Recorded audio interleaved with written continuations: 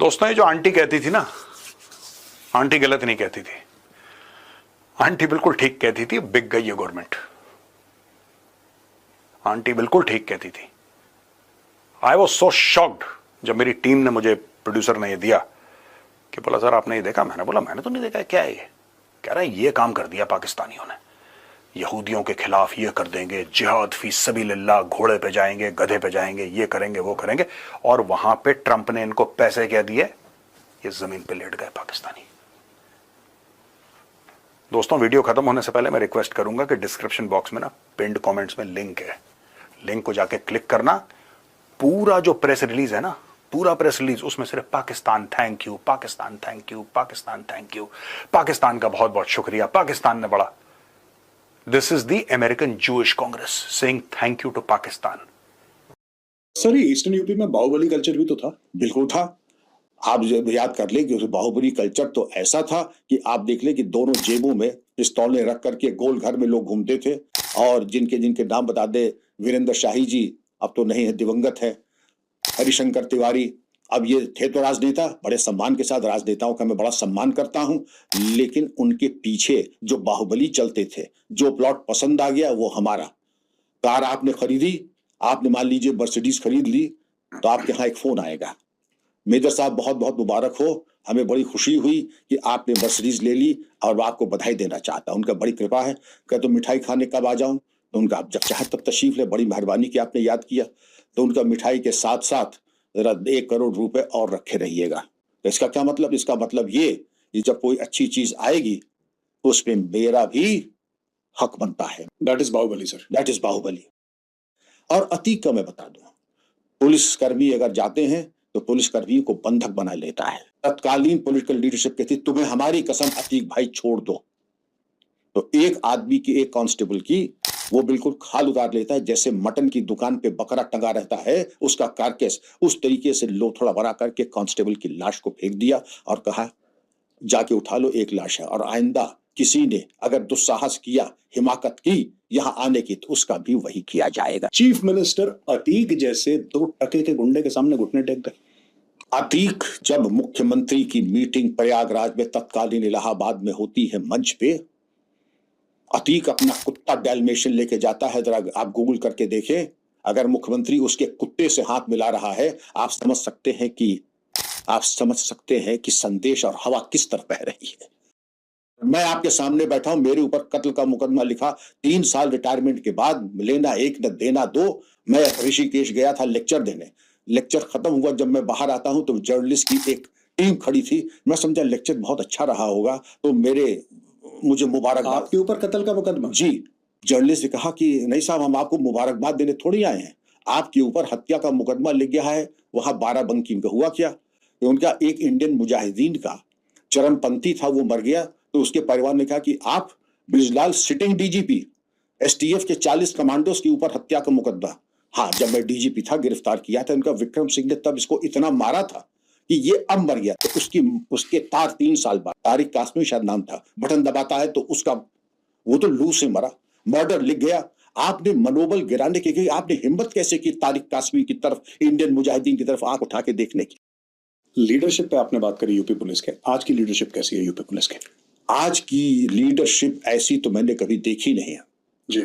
ये मेरे पुत्र थे प्रशांत कुमार, लेकिन इनकी सूझबूझ, परिपक्वता और इनकी जो पुलिसिंग के ऊपर पकड़ है, जो जानकारी है, व्यावसायिक दक्षता है, प्रोफेशनल कॉम्पिटेंस है, he is a soldiers general. आप ये देखें कि मिजाज में कोई शौकीनी नहीं, और अलर्टनेस ऐसी कि डीजीपी, आप रात को 2 बजे फोन मिला, 1 घंटे दूसरी घंटी नहीं जाएगी, प्रशांत कुमार डीजी ऐसा होना चाहिए। काश हमारे आधे एसओज ऐसे हो जाते। और जो लेटेस्ट टेक्नोलॉजी, जो मैं समझता हूं कि किसी पैरामिलिट्री फोर्स के पास बाद में आएगी, यूपी पुलिस के पास पहले आएगी।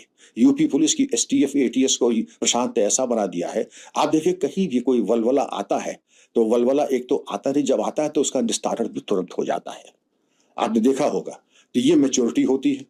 शाहिद अफरीदी कहता है कि तुम लोग 8 लाख की फौज वहां बैठी है कश्मीर में और ये घटना हो गई है, इसका मतलब है कि नालायक निकम्मे हो तुम लोग, सुरक्षा की गारंटी नहीं ले सकते। इसका चचेरा भाई था साकिब, शाहिद अफरीदी का चचेरा भाई साकिब, बीएसएफ ने कुत्ते की तरह मारा था इसको, ठाए ठाए। तब से ये भुना बैठा है, ये भुना बैठा है कि तुमने मेरे भाई को मार दिया। वो लश्कर तैयबा का मेंबर था, वो लोकल कमांडर था, मारा उसको ठा ठा ठा ठा ठा ठा ठा। बीएसएफ ने ढेर कर दिया।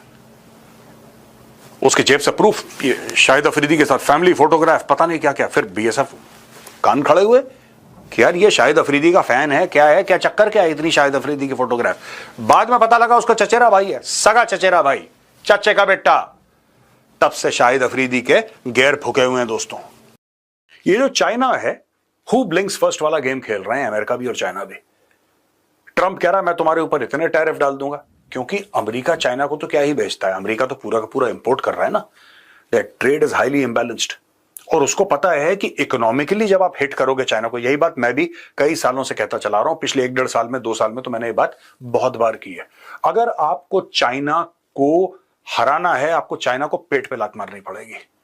China is not yet a military super power, but China is an economic super power. और सारा का सारा पैसा वेस्ट से ईस्ट फ्लो कर रहा है, ईस्ट से वेस्ट नहीं कर रहा। सारा का सारा पैसा यूरोप से, अमेरिका से, यहां सबसे जा रहा है चीन को। ट्रंप क्या कर रहा है कि इस फ्लो को तोड़ रहा है। अब क्योंकि लोगों को आदत पड़ गई है चाइना के माल की, अब दिक्कत हो रही है। 104% टैरिफ, ये कोई मजाक है? This is phenomenal. उस आजम खान को देखो, मैं बता रहा हूं, आजम खान को तुम कश्मीर के अंदर रोल कर दो, पता लगा तुमने कश्मीर फतेह कर लिया, वही करेगा गजवाए हिंद तुम्हारे लिए। 350 टन का टैंक है पूरा आजम खान। ये तो तुम्हारी टीम के हाल है, और ब्लेम कर रही है इंडिया को। बहुत मैं मुबारकबाद देता हूं बीसीसीआई को, well done Jaisha, well done. अच्छा, एक और चीज मैं बता दूं, पाकिस्तानी टीवी वाले क्या डिस्कस, हम बात कर सकते हैं इंडिया से। देखिए जय शाह जो है, मैं बता रहा हूं दोस्तों आपको, पाकिस्तानियों का इतना बेड़ा गर्क है, जय शाह जो है वो आईसीसी का चेयरमैन बनना चाहता है, और पाकिस्तान के पास भी वोट है। तो पाकिस्तान की शायद डील चल रही है कुछ, कि हम तुम्हें चेयरमैन बनवा देंगे अपना एक वोट देके, तुम अपनी टीम पाकिस्तान। हमारे यहां वो रस्म नहीं है कि देश को बेचो अपने फायदे के लिए, वो भारत में नहीं होता, ये पाकिस्तान में होता है। सारे के सारे गद्दार के बच्चे पाकिस्तान में पैदा होते हैं, ठीक है? तुम्हारे जर्नल और तुम्हारे बड़े बड़े लोग जो बेच देते हैं अपने मुल्क को पैसे के लिए। मैं ये नहीं कह रहा कि जयशाह परफेक्ट है, जयशाह में 10 कमियां होंगी, 10 कमियां होंगी जयशाह में, लेकिन वो मुल्क नहीं बेचता आदमी तुम्हारी तरह। तुमने क्या सोचा पाकिस्तानी है वो? इवन बिफोर 9/11 जब तालिबान की सरकार थी तो इन्होंने प्रॉपरली वेलकम करा, इनके एम्बेसडर हुआ करता था भाई। They were amongst the first countries in the world, literally the first country that said Taliban एकदम फिट है। ये हमारे भाई हैं। इमरान खान की स्पीच है ऑन रिकॉर्ड जिसने बोला है कि अब तालिबान आ गए हैं, ये इन्होंने आजादी हासिल कर ली है, जहनी आजादी, और पता नहीं क्या क्या बेड़ियां तोड़ दी हैं गुलामी की, ये सब अब वही लोग मार रहे हैं।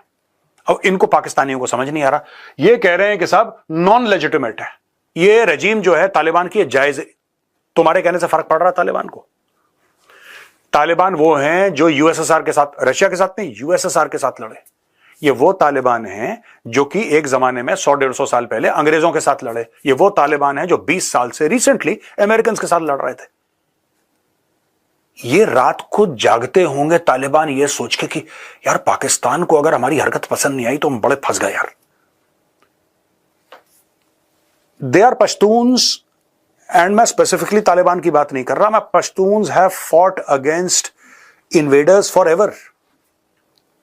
इन्होंने सुपर पावर को घुटने में टिका दिया। पाकिस्तान कौन सी खेत की मूली है यार? कोई मुझे ये समझा दे कि पाकिस्तान, ये कह रहे हैं कि सब लेजिटिमेट।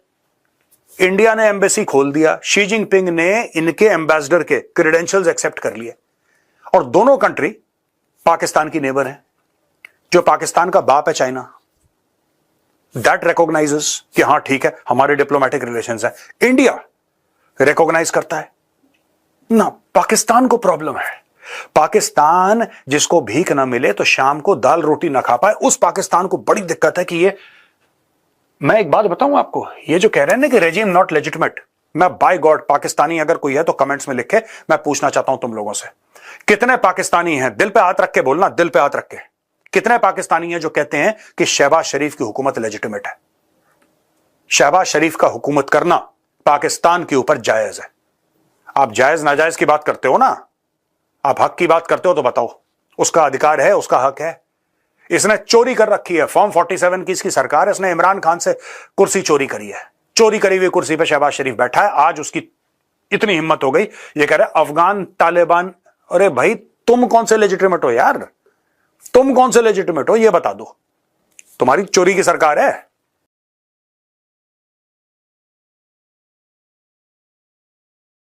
और उसके बाद बोला कि साहब जापान के पास कोई फौजें नहीं रहेंगी, सिर्फ जापान सेल्फ डिफेंस फोर्स अपनी सुरक्षा के लिए जितने उनको फौजी चाहिए बस उतने, इसके अलावा पैकअप हो गया। लेकिन दोस्तों आज की तारीख में जापान का कुछ मूड बदल रहा है और इतने साल तक उनकी फौजें पैकअप ही रही थी, यानी कि जापान ने कभी किसी को अटैक नहीं करा, कुछ नहीं करा। लेकिन अब जापान ये कह रहा है कि यार एक बात बताओ, 80 से ज्यादा साल हो गए हम लोग चुपचाप बैठे हैं, हम लोग कुछ नहीं बोल रहे किसी को। 81 साल हो गए लगभग, मोटा मोटी हम किसी को कुछ नहीं बोल रहे। हमारी ये जो शांति प्रिय नेचर है, हम लोग शांति चाहते हैं, चीन फायदा उठा रहा है। अब चीन हमें आंखें दिखा रहा है, धक्के दे रहा है। क्या चीन वही पुराना जापान चाहता है? वही पुराना जापान जिसने चाइना के अंदर जाके कहर मचा दिया था, जिसने पैसिफिक ओशन के अंदर कामेकाजी सुसाइड बॉम्बिंग्स करी थी। क्या इनको वही जापान चाहिए? चीन को हजम नहीं हो रहा है। क्या चीन को वही पुराना जापान चाहिए? वो जापान जो कि निर्दयी था, जो क्रूर था, जो लड़ाकू था, जिस जापान ने पूरी दुनिया की नींव हिला दी, क्या वो जापान चाहिए आपको? कैप्टन था कर्नल शेर खान, कप्तान था पाकिस्तानी फौज का कर्नल शेर खान। जब वो मारा गया तो पाकिस्तानियों ने बोला कि साहब हम तो उसको जानते ही नहीं है, कौन है? कहा हमारा तो है नहीं है, मरमुरा गया होगा कोई, ये है कोई मुजाहिदीन, ये so called Kashmiri freedom fighter है कोई, हमारा बंदा है ही नहीं। फिर उसके बाद भारत के एक ब्रिगेडियर थे एमपीएस बाजवा साहब, ब्रिगेडियर एमपीएस बाजवा साहब, उन्होंने साइटेशन लिखा कि ये जो बच्चा है ये बड़ी बहादुरी से, ठीक है हमने इसकी जान ले ली, ये हमारा दुश्मन था लेकिन बड़ी बहादुरी से लड़ा। तब उसको पाकिस्तान का जो टॉप अवार्ड है, करेज का, ब्रेवरी का टॉप अवार्ड, तब उसको दिया गया। ये दोगलापन है पाकिस्तानी फौज का। आज की तारीख में आसिम मुनीर कह रहा, हाँ हमारे जो फौजी थे ना वो बड़ी बहादुरी से लड़े। यूके का गला क्यों सूख गया है? हमसे नहीं, लेकिन यूके का आर्मी चीफ कह रहा है कि अगले 3 साल में लड़ाई होने वाली है, तैयारी कर लो। मैं क्या कह रहा हूं? मैं गला फाड़ फाड़ के कब से चिल्ला रहा हूं कि चीन के साथ लड़ाई होने वाली है, चीन के साथ लड़ाई होने वाली है। आज नहीं तो 5 साल, नहीं तो 10 साल के अंदर भारत और चीन भिड़ेंगे। और वही चीज यूके के बारे में कह रहा है, चीन के बारे में नहीं कह रहा होगा ये, लेकिन वो कह रहा है जंग होने वाली है।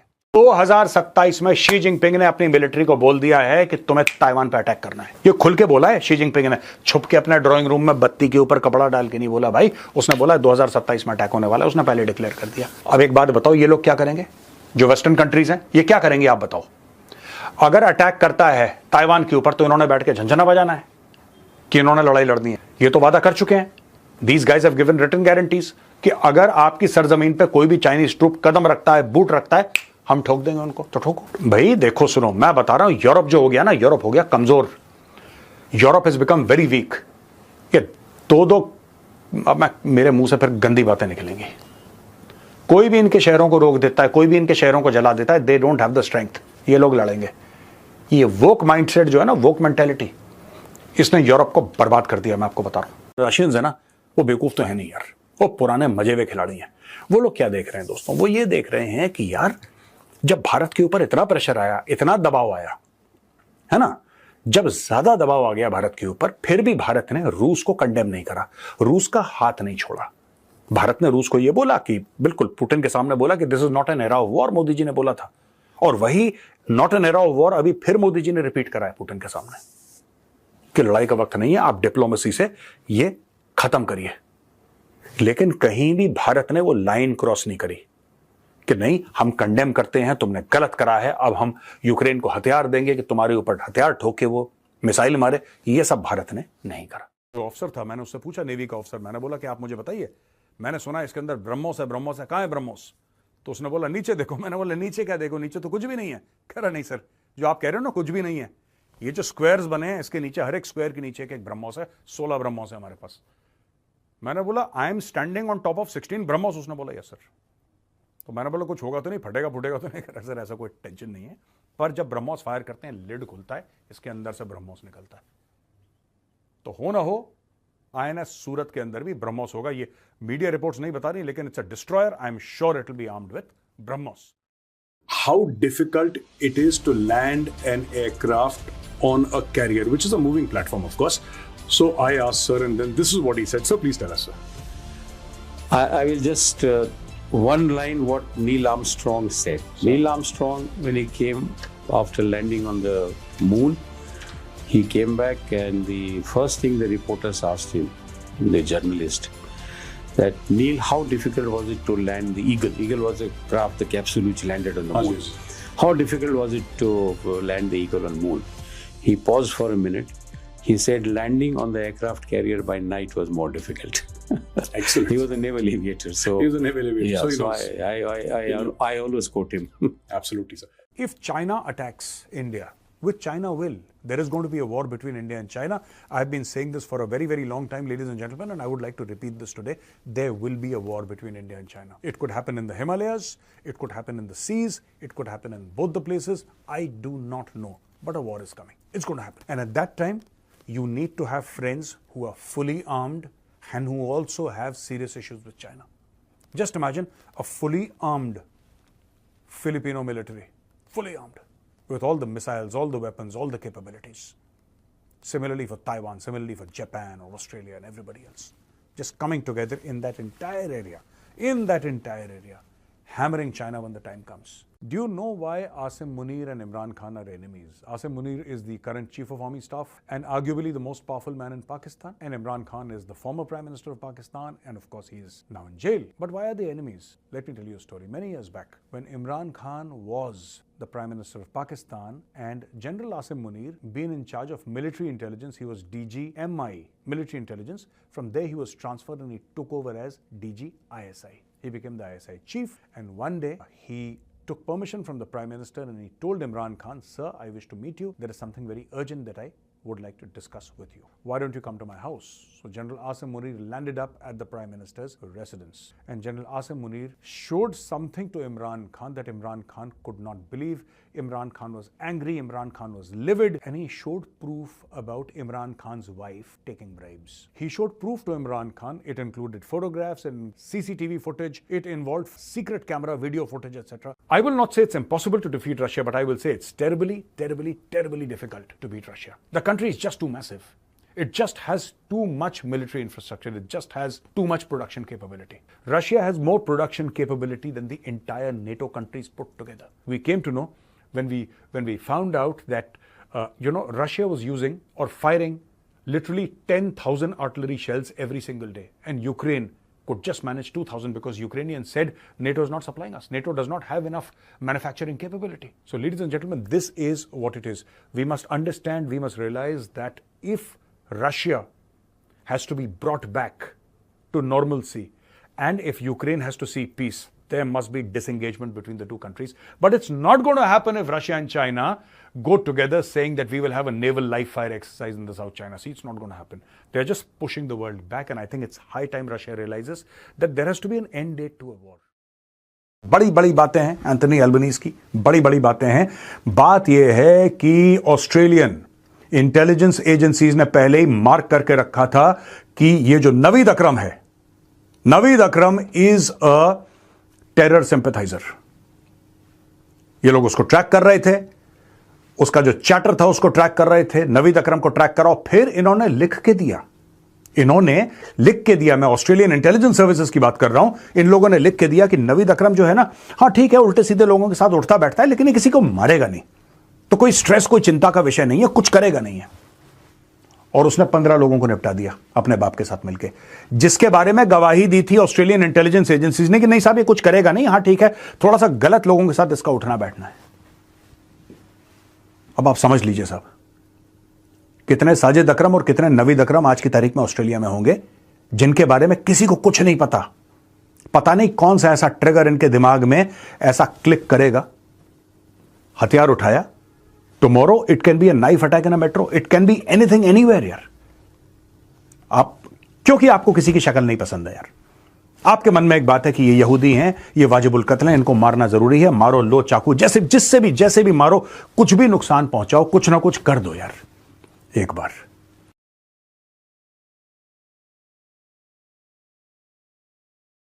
Is this a sign of war from China? Well, let's discuss this.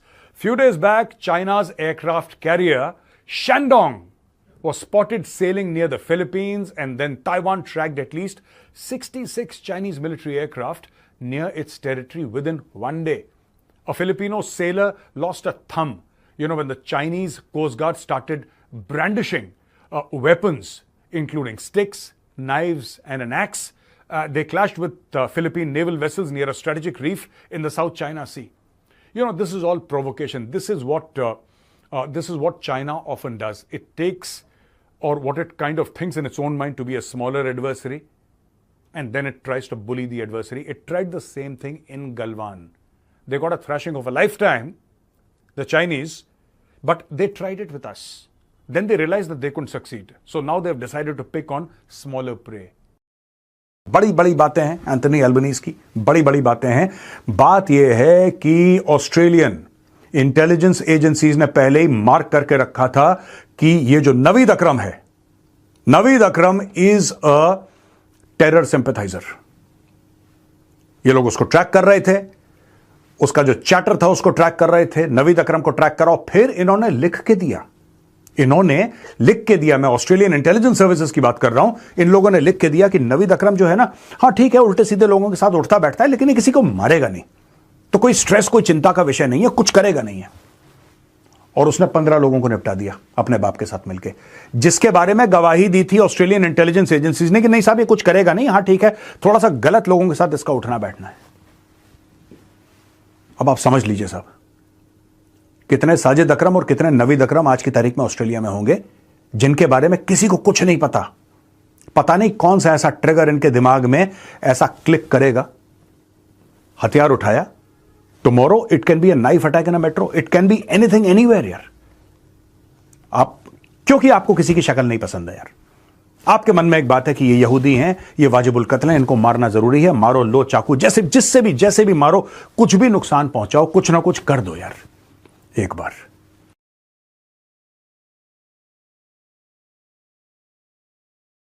Is this a sign of war from China? Well, let's discuss this.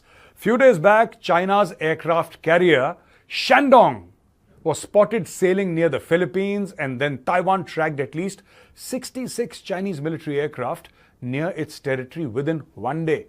A Filipino sailor lost a thumb, when the Chinese Coast Guard started brandishing weapons, including sticks, knives, and an axe. They clashed with Philippine naval vessels near a strategic reef in the South China Sea. This is all provocation. This is what China often does. It takes, or what it kind of thinks in its own mind to be a smaller adversary, and then it tries to bully the adversary. It tried the same thing in Galwan. They got a thrashing of a lifetime, the Chinese, but they tried it with us. Then they realized that they couldn't succeed. So now they've decided to pick on smaller prey. काफी लोगों को झटका लगा कि Saudi Arabia जो इस्लाम का गढ़ है, उसने ऐसी बड़ी बात कह दी, उसने कह दी बंद करो इसको।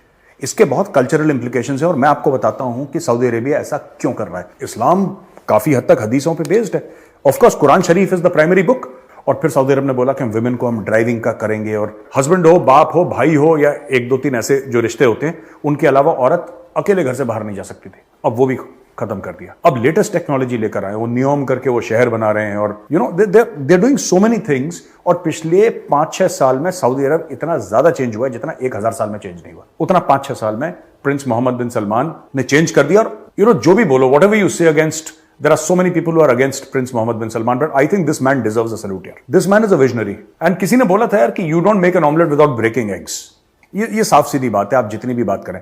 मैंने क्या देखा मैं आपको बताता हूं, आप शॉक हो जाएंगे जो मैं आपको बातें बताऊंगा। ये मैंने खुद का देखा हुआ है। जैसलमेर में प्रॉपर सरकार ने फेंस बना रखा है, प्रॉपर उसमें बिजली दौड़ती है। आई थिंक कोबरा फेंस बोलते हैं, कुछ तो भी बोलते हैं बीएसएफ वाले, वो नाम बोल रहा हूं मैं उसका, कि जो भी जाएगा उसको बिजली विजली लग जाएगी, वहीं पे गिर जाएगा आदमी। इस टाइप का फेंस बीएसएफ ने बनवा रखा है, और बहुत ए ग्रेड का फेंस है, ठीक है। और वो फेंस है काफी ऊंचा, और इस तरीके का बाहर की ओर निकला रहता है, और पूरी लाइट रात भर चलती है, और जनरेटर होते हैं उधर, और प्रॉपर ताम झाम है वहां पे, पूरा इल्यूमिनेटेड होता है। टावर पे बीएसएफ वाले बैठे हैं वेपन लेके, और अपनी एलएमजी लेके बीएसएफ वाला बैठा है, और उसके पास सब कुछ, मतलब कि पूरे इंटरनेशनल बॉर्डर में बीएसएफ ने बिल्कुल वहां पे भौकाल मचा रखा है। अब हुआ क्या, सैंडस्टॉर्म आई, तो उन्होंने बोला आप देख लो, आप फौज के हो कि आपको स्टोरी नहीं समझ में आ रही। और मैंने पता हूं क्या देखा, बीएसएफ का फेंस ये चल रहा है, तगड़ा फेंस, और बीच में फेंस गायब। मतलब फेंस कैसे गायब हो सकता है आपका? अरे देखो आपके सामने है, सैंड ड्यून होता है ना, रेत रात को उड़कर आई, कल शाम तक सब ठीक था, एवरीथिंग वाज एब्सोल्युटली परफेक्ट। रात को आया, पता नहीं कितने 100 टन धूल आई और फेंस के ऊपर आके बैठ गई। मैंने क्या देखा मैं आपको बताता हूं, आप शॉक हो जाएंगे जो मैं आपको बातें बताऊंगा। ये मैंने खुद का देखा हुआ है। जैसलमेर में प्रॉपर सरकार ने फेंस बना रखा है, प्रॉपर उसमें बिजली दौड़ती है। आई थिंक कोबरा फेंस बोलते हैं, कुछ तो भी बोलते हैं बीएसएफ वाले, वो नाम बोल रहा हूं मैं उसका, कि जो भी जाएगा उसको बिजली विजली लग जाएगी, वहीं पे गिर जाएगा आदमी। इस टाइप का फेंस बीएसएफ ने बनवा रखा है और बहुत ए ग्रेड का फेंस है, ठीक है। और वो फेंस है काफी ऊंचा और इस तरीके का बाहर की ओर निकला रहता है और पूरी लाइट रात भर चलती है और जनरेटर होते हैं उधर और प्रॉपर ताम झाम है वहां पे, पूरा इल्यूमिनेटेड होता है। टावर पे बीएसएफ वाले बैठे हैं वेपन लेके और अपनी एलएमजी लेके बीएसएफ वाला बैठा है और उसके पास सब कुछ, मतलब कि पूरे इंटरनेशनल बॉर्डर में बीएसएफ ने बिल्कुल वहां पे भौकाल मचा रखा है। अब हुआ क्या, सैंडस्टॉर्म आई तो उन्होंने बोला आप देख लो, आप फौज के हो, कि आपको स्टोरी नहीं समझ में आ रही। और मैंने पता हूं क्या देखा, बीएसएफ का फेंस ये चल रहा है, तगड़ा फेंस, और बीच में फेंस गायब। मतलब फेंस कैसे गायब हो सकता है आपका? अरे देखो आपके सामने है, सैंड ड्यून होता है ना, रेत रात को उड़कर आई, कल शाम तक सब ठीक था, एवरीथिंग वाज एब्सोल्युटली परफेक्ट। रात को आया, पता नहीं कितने 100 टन धूल आई और फेंस के ऊपर आके बैठ गई।